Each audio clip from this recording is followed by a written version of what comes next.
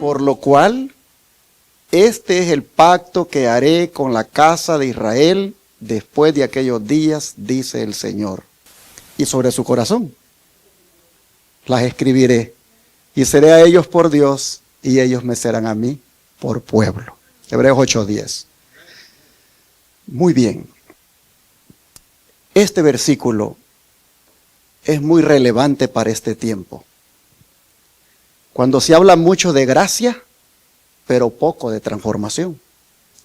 Por eso he titulado la reflexión de hoy, el pacto de Dios que transformará la iglesia en los tiempos finales. Muchos dicen, estamos bajo el nuevo pacto, pero viven como si la ley hubiera sido abolida. Analicemos el versículo a partir de la palabra por lo cual, o de la frase por lo cual. Porque esa frase es un conector con lo que Pablo ha dicho anteriormente. Esa frase por lo cual introduce el motivo o el resultado de lo expresado anteriormente. Esa frase por lo cual es parecida a las frases por lo que, así que y por tanto. ¿Qué es lo que está hablando Pablo antes para que él introduzca entonces el verso 10? Vamos a mirarlo desde el verso 6, qué es lo que él está hablando. Hebreos 8, del verso 6, y vamos a leer hasta nuestro versículo de memoria que hemos dicho en esta noche. El verso 10, 6 al 10 de Hebreos 8.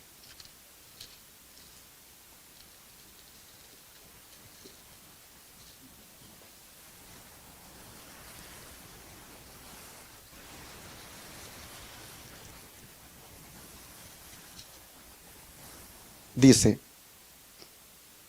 pero ahora, tanto mejor ministerio es el suyo, cuanto es mediador de un mejor pacto, establecido sobre mejores promesas.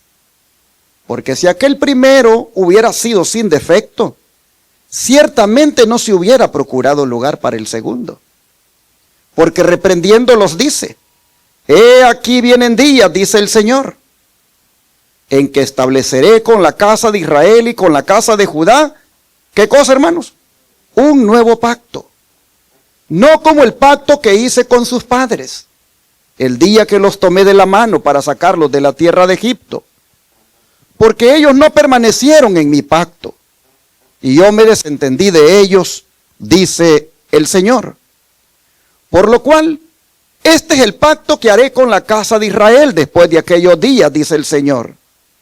Pondré mis leyes en la mente de ellos, y sobre su corazón las escribiré. Y seré a ellos por Dios, y ellos me serán a mí por pueblo. Hermanos y hermanas, aquí nosotros miramos lo que Pablo está hablando antes. Aquí nosotros vemos el conector. Ahora vemos el porqué de nuestro versículo de memoria. Es un versículo que no comienza en el vacío, sino que es el resultado de lo que aquí Pablo ha mencionado anteriormente. Nuestro versículo de memoria viene después de demostrar que el antiguo pacto fue insuficiente por causa de ¿quién? Por causa del pueblo. Y ese es el motivo del nuevo pacto. Hermanos, esto lo que nos dice es que Dios no cambia el pacto porque la ley falló. El problema, hermanos, no estaba en la ley. El problema estaba ¿en quién? En el corazón del pueblo. Dios no cambia el pacto porque la ley falló. El problema no estaba en la ley, el problema estaba en el corazón del pueblo. Y esto lo que nos dice es que cada vez que nosotros le fallamos a Dios, o cada vez que el ser humano le falla al Señor, el problema no es la norma. El problema no es la norma divina que es tan alta. El problema está en nuestra naturaleza caída. Después de haber visto el conector, por lo cual Pablo pasa a decir ahora, este es el pacto. Este es el pacto que haré. ¿Qué quiere decir él con ese término, pacto? ¿Qué significa esa palabra, pacto? ¿Es un acuerdo entre iguales? En el mundo sí. Pero cuando se trata de Dios, no es un acuerdo entre iguales. Es un compromiso establecido por Dios, donde Él define los términos del pacto. En la Biblia, pacto es una relación legal y espiritual. Es establecido por Dios por su propia iniciativa. Lo sella con promesas, lo confirma con señales, lo confirma con sangre y va acompañado de responsabilidades para aquel que decide entrar en esa relación de pacto con Dios. La primera vez que Dios se ve haciendo un pacto fue ¿con quién? ¿Con Noé? ¿Alguien más que me diga con quién? ¿Con Abraham? ¿Alguien más? ¿Con Jacob? Aquí está. Fue con Adán. Génesis 3:15. Es el primer pacto que Dios hizo con el hombre. Después nosotros vemos que hace otro con Noé. El pacto que hizo con Adán fue basado en una promesa.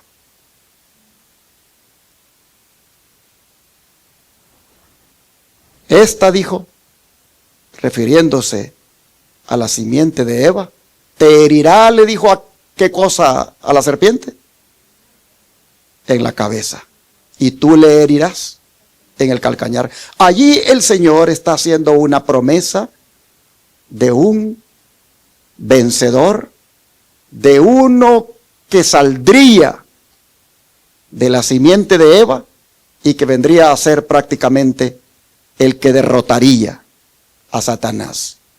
Ese fue el primer pacto basado en una promesa. Cuando habló con Noé, ahí le hizo un pacto universal de preservación de la vida.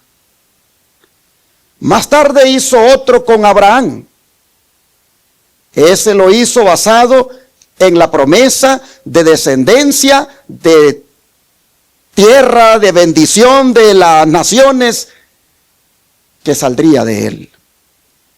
Y luego, más tarde hace otro con Moisés e Israel en el Sinaí, donde pone la obediencia a la ley de Dios como la base para que sean su pueblo. Hay un capítulo en el libro Patriarcas y Profetas, que es el capítulo 32, que se llama La Ley y los dos pactos. Les recomiendo que se lo lean para que entienda bien esto. Pero voy a ponerle aquí unos segmentos de ese capítulo.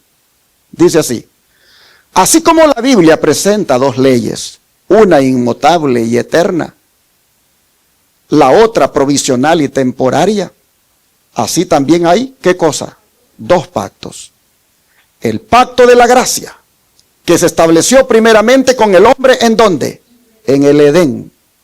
Cuando después de la caída se le dio la promesa divina de que la simiente de la mujer heriría a la serpiente en la cabeza.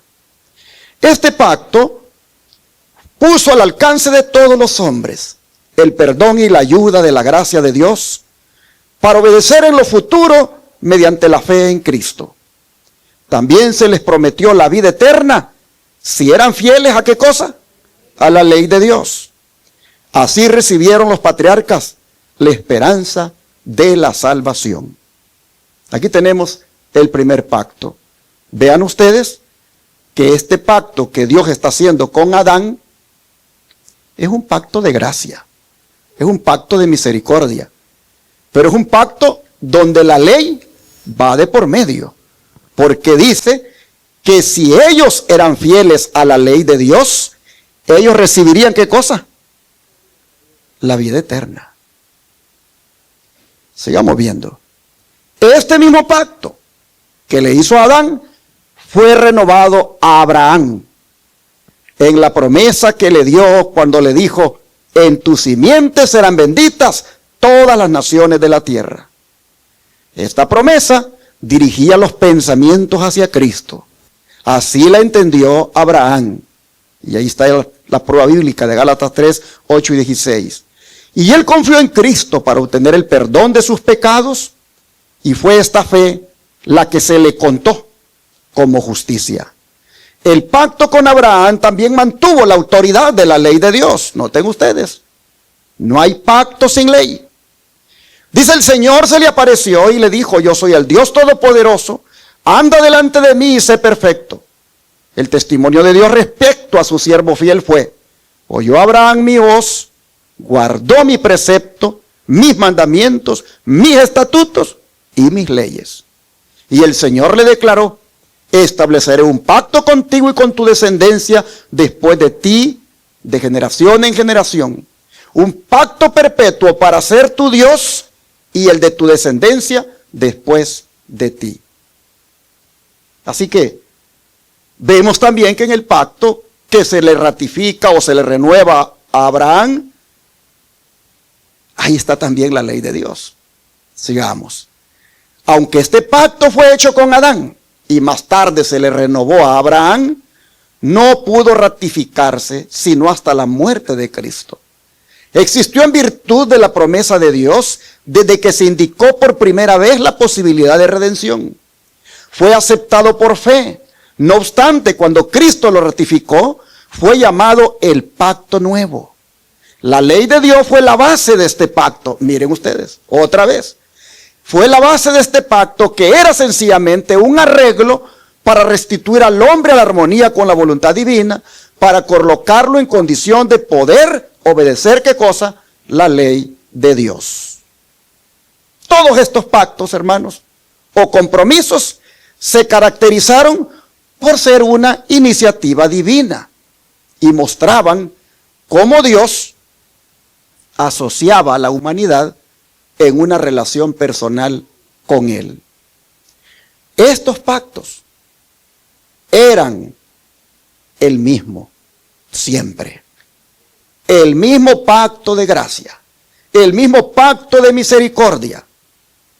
Y en la medida en que las personas aceptaran dicho pacto y quisieran aceptar los términos, serían bendecidos por esos pactos maravillosos del Señor, o por ese pacto, mejor dicho, maravilloso del Señor.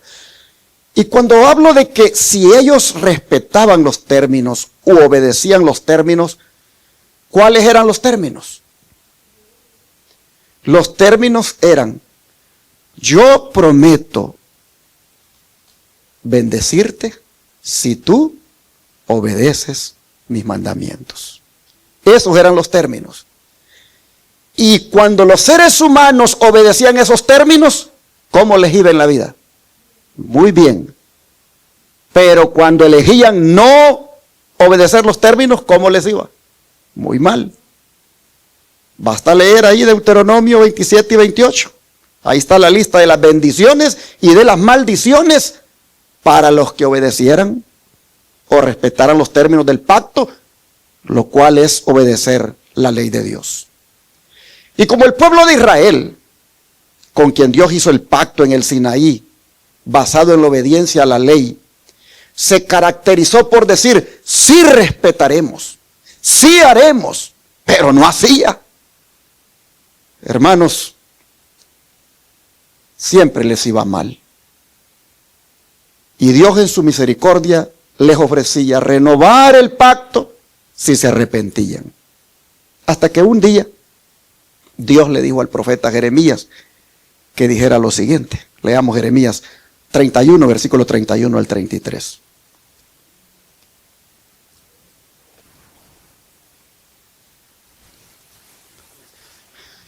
Jeremías 31, versículo 31 al 33.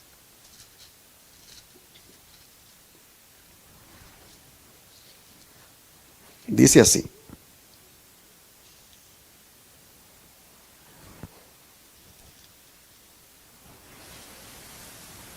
He aquí vienen días, dice Jehová, en los cuales haré nuevo pacto con la casa de Israel y con la casa de Judá.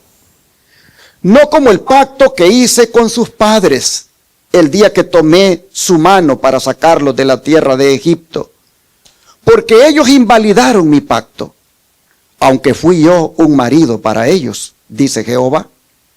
Pero este es el pacto que haré con la casa de Israel después de aquellos días, dice Jehová.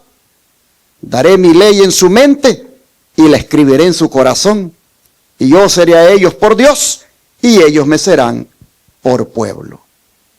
Hermanos y hermanas, cuando Dios dijo esto,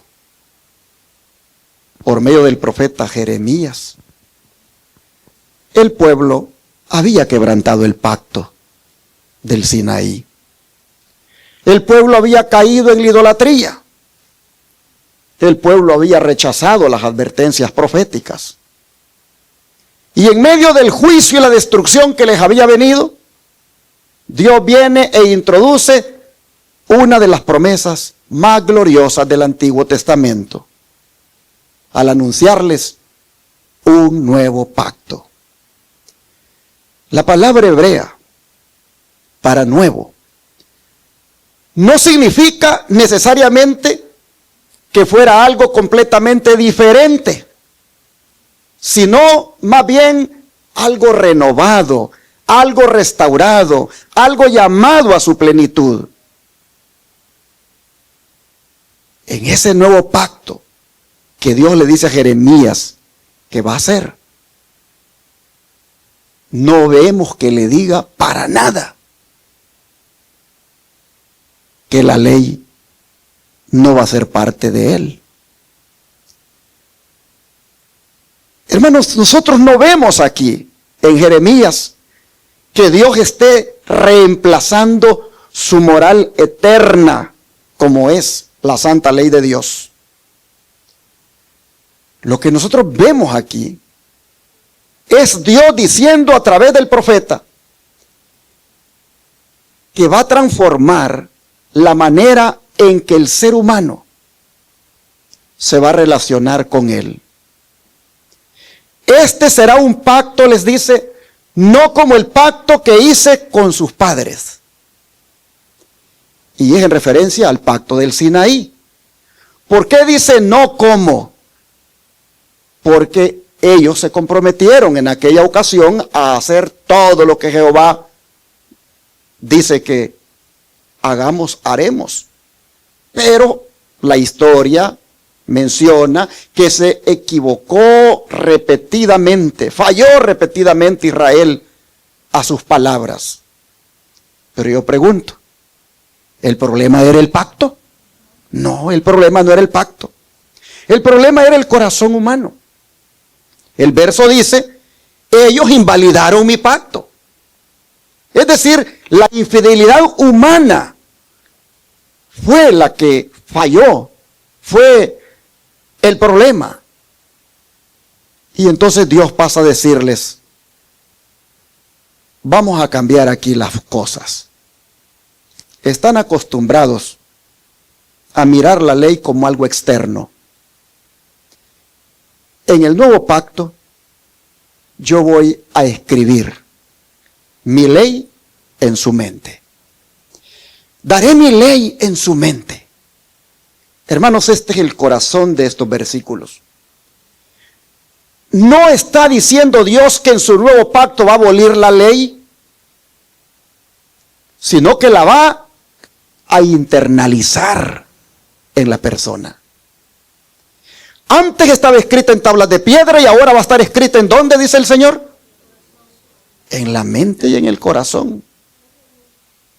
Esto apunta, hermanos, a una regeneración, a una conversión, a una obra del Espíritu Santo y a una transformación interior. Y luego dice, y seré a ellos, ¿por qué? Por Dios. Hermanos, ustedes van a ver que esa es la fórmula clásica en toda la Biblia. Cuando el ser humano decide entrar en esa relación de pacto con Dios, tomando en cuenta su santa ley, entonces la relación es restaurada, la intimidad con Dios es renovada y ahora sí hay una comunión permanente con Dios. Pero el profeta dice que esto sucedería ¿cuándo? Después de aquellos días. Y aquí es donde nuestro versículo se vuelve relevante, porque ya estamos en aquellos días. ¿Cuántos lo creen? Ya estamos en aquellos días. Aquellos días de Jeremías apuntaban al nuevo pacto que se inauguró con la obra de Jesús y que va a culminar hasta la restauración final.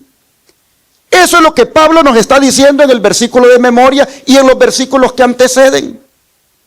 Hermanos, Dios ha renovado su pacto con el Israel moderno, el cual somos usted y yo. Nosotros somos la casa de Israel que se menciona aquí. Nosotros somos la casa de Israel. ¿Por qué lo decimos? Por lo que dice Gálatas 3:29. Gálatas 3:29.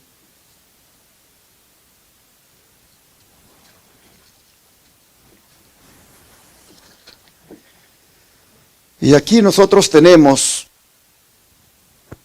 al apóstol Pablo diciendo lo siguiente: y si vosotros sois de Cristo, ciertamente linaje de Abraham sois y herederos según la promesa.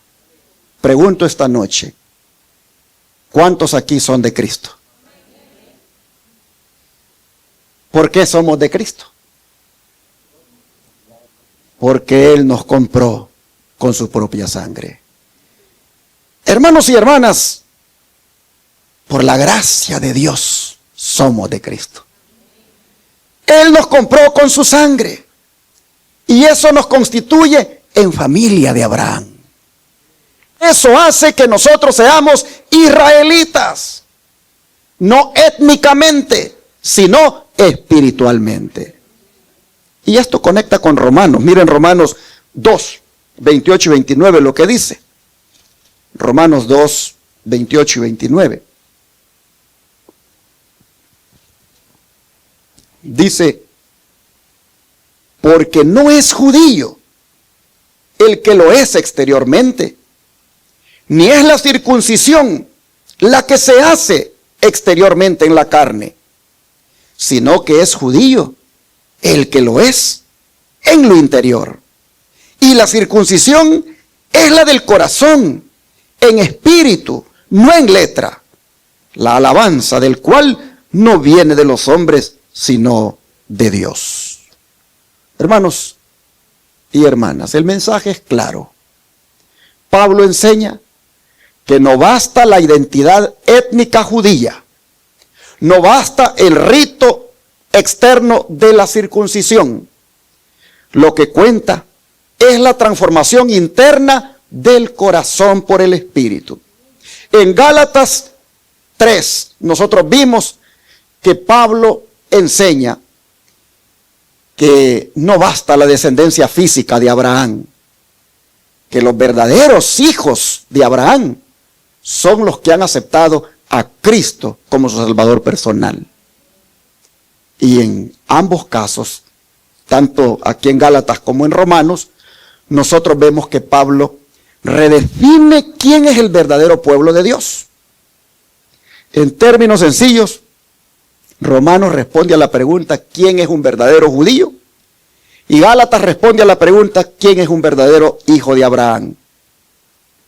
Y en ambos casos la respuesta es el que cree en Cristo Jesús y lo recibe como el Salvador de su vida. El que pertenece a Cristo es ese. El que ha aceptado a Cristo como su Salvador y Señor y le ha entregado su vida. Ese es el verdadero israelita en este tiempo. El que por la gracia del Señor su corazón ha sido transformado. Hermanos, estos textos que hemos leído, el de Gálatas 3:29 y el de Romanos 2:28 y 29, demuestran que la salvación nunca ha sido por etnicidad. En otras palabras, no por nacionalidad, sino que, hermanos y hermanas, la salvación siempre ha sido por la gracia de Dios para todo aquel que cree. El pacto siempre ha sido por fe. El verdadero Israel espiritual, hermanos, es el que ahora, por la gracia de Él, nosotros somos parte.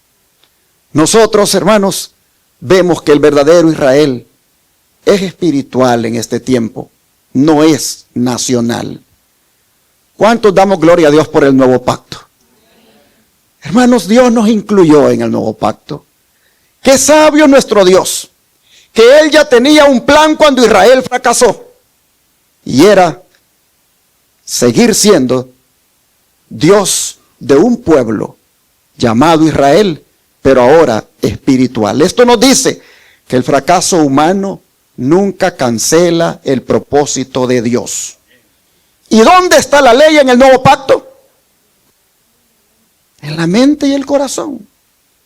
¿Es cambiada la ley en el nuevo pacto? No, la ley no cambia. Lo que cambia es el lugar donde se escribe, que ya no es en tablas, es en la mente y el corazón. ¿Pero qué es la mente y el corazón? La mente y el corazón tienen que ver con el entendimiento, con la percepción, con la conciencia moral. Tienen que ver con la voluntad, tienen que ver con los deseos y motivos.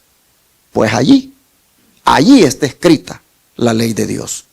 Tú no puedes decir, mire, por aquí está, porque no es algo que tú puedes tocar, pero está en tu ser, está en tu interior. Hermanos, Dios escribió la ley en la mente y el corazón, y nosotros siempre asociamos que la mente está por acá, pero algunos dicen que también están en los riñones. Bueno, hermanos y hermanas, lo importante es que Dios ha escrito su ley en nuestra mente y en nuestro corazón. ¿Por qué menciona mente y corazón? Mente para que la comprendas y la entiendas. Y corazón para que la ames. En otras palabras, respeta la ley, obedece la ley por amor. Por eso decía David, oh, cuánto, qué cosa, amo yo tu ley. Todo el día es ella mi meditación.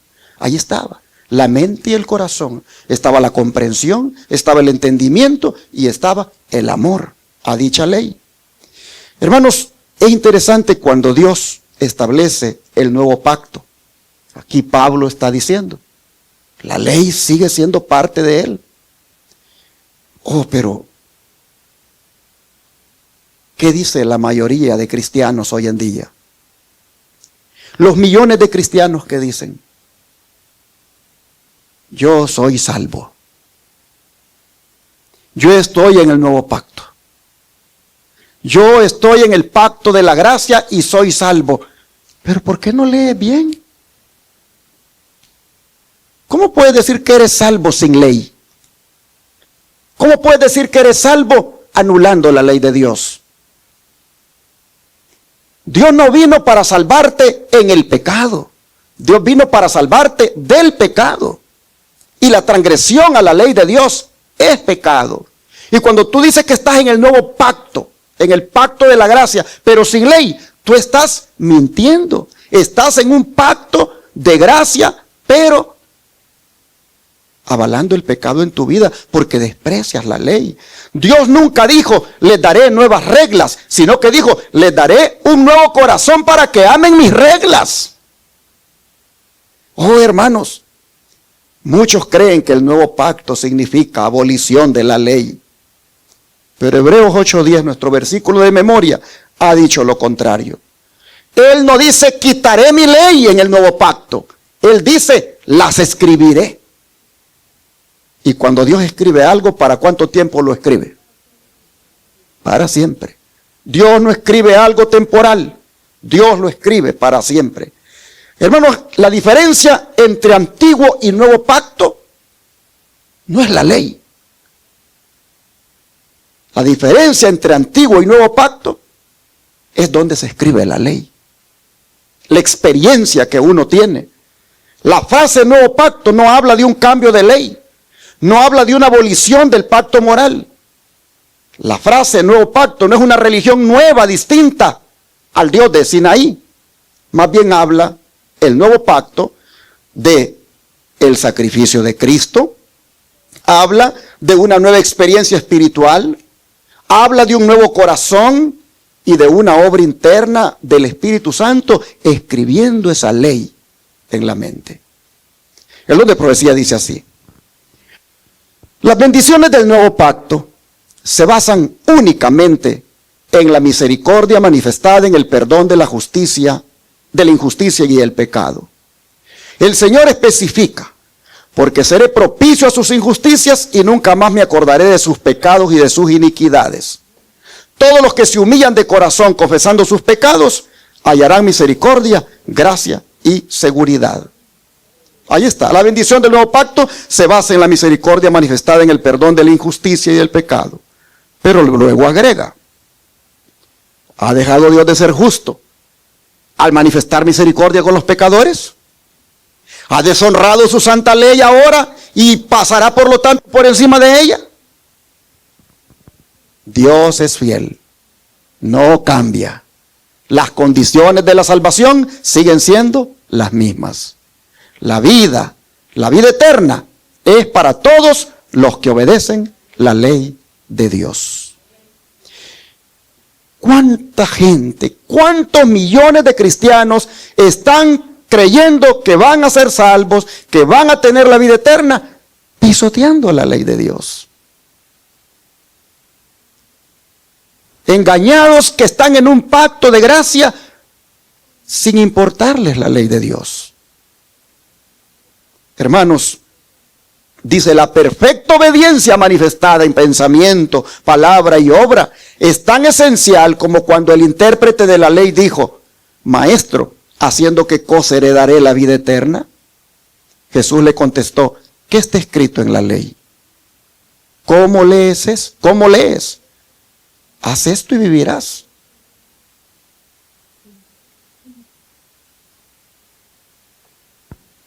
¿Podremos tener la vida eterna pisoteando los mandamientos de Dios?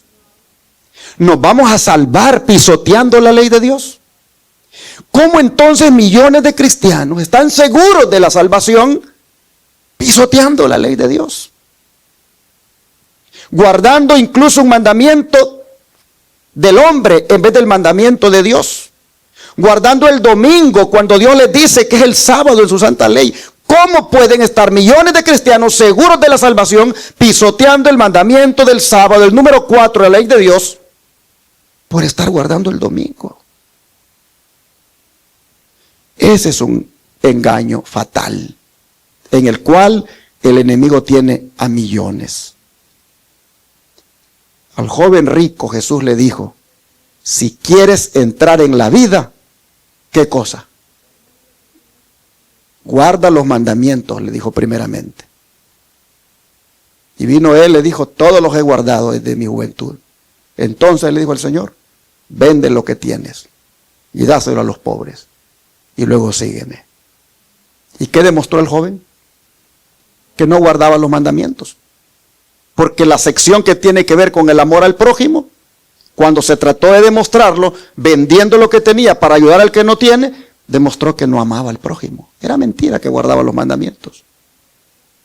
Hermanos, aquí nosotros vemos la importancia de la obediencia a la santa ley de Dios. Sigue diciendo, bajo el nuevo pacto, las condiciones por las que se puede obtener la vida eterna son las mismas que bajo el antiguo. Una obediencia perfecta. Bajo el antiguo pacto había muchas ofensas de carácter insolente y atrevido para los que no había un sacrificio especificado por la ley.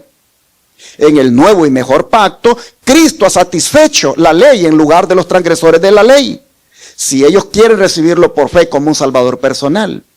Misericordia y perdón son las recompensas de todos los que acuden a Cristo confiando en sus méritos para que les quite los pecados. En el mejor pacto somos limpiados del pecado por la sangre de Cristo. El pecador es incapaz de expiar un solo pecado. El poder está en el don gratuito de Cristo, una promesa apreciada únicamente por los que se percatan de sus pecados y los olvidan, poniendo su alma desvalida sobre Cristo. Hermanos, este es el nuevo pacto. Es un pacto de gracia, donde la ley de Dios no está eliminada. Esto es, como dice el título de nuestra presentación, el pacto de Dios que transforma. Este es el pacto de Dios que transformará la iglesia en los tiempos finales. ¿Por qué? Porque cuando la ley de Dios está en el corazón del creyente, éste la vive y esta ley le transforma su carácter a la semejanza de Dios. De manera, hermanos, que el pacto de Dios que transformará la iglesia en los tiempos finales es el pacto que lleva como elemento la obediencia a la santa ley de Dios.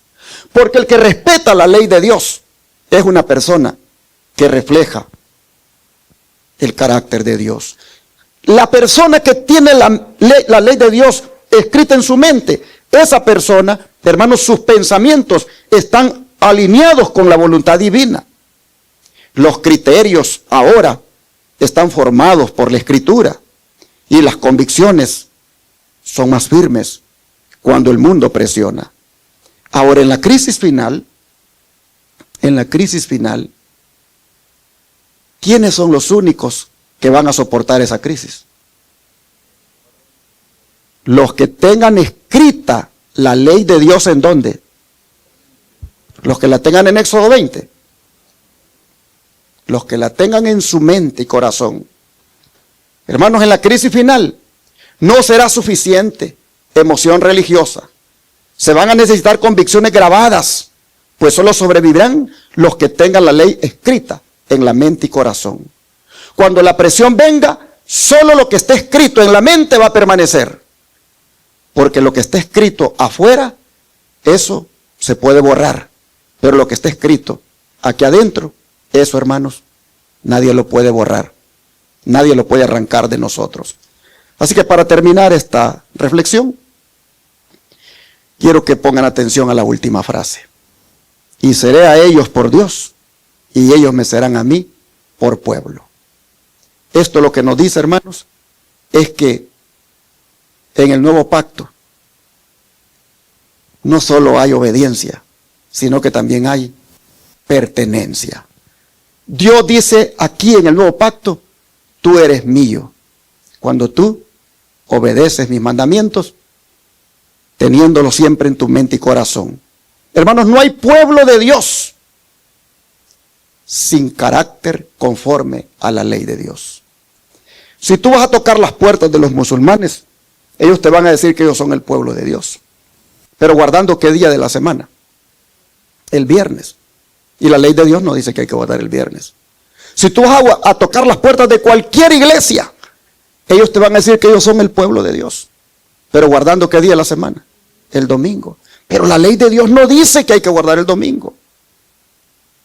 El Señor dice que su pueblo es aquel que tiene la ley en su mente y la ama, la obedece por amor. En otras palabras, mis hermanos, esta noche el Señor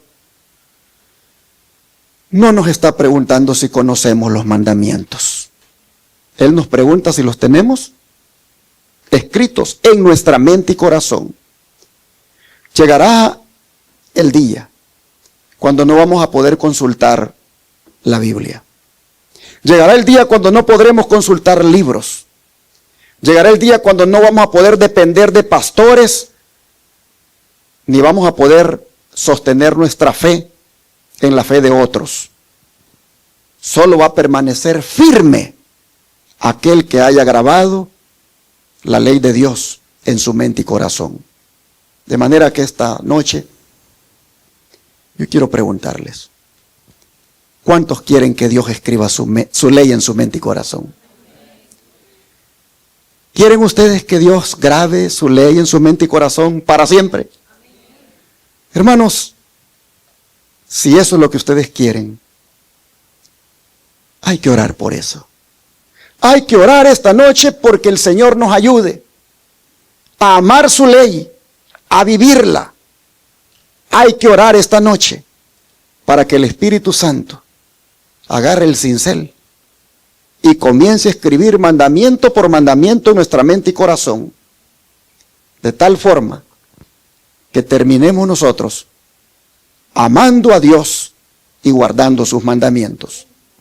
¿Cuántos quieren esta noche que le pidamos en este momento al Espíritu Santo que grabe su ley en nuestra mente y corazón? Vamos a arrodillarnos para pedirlo.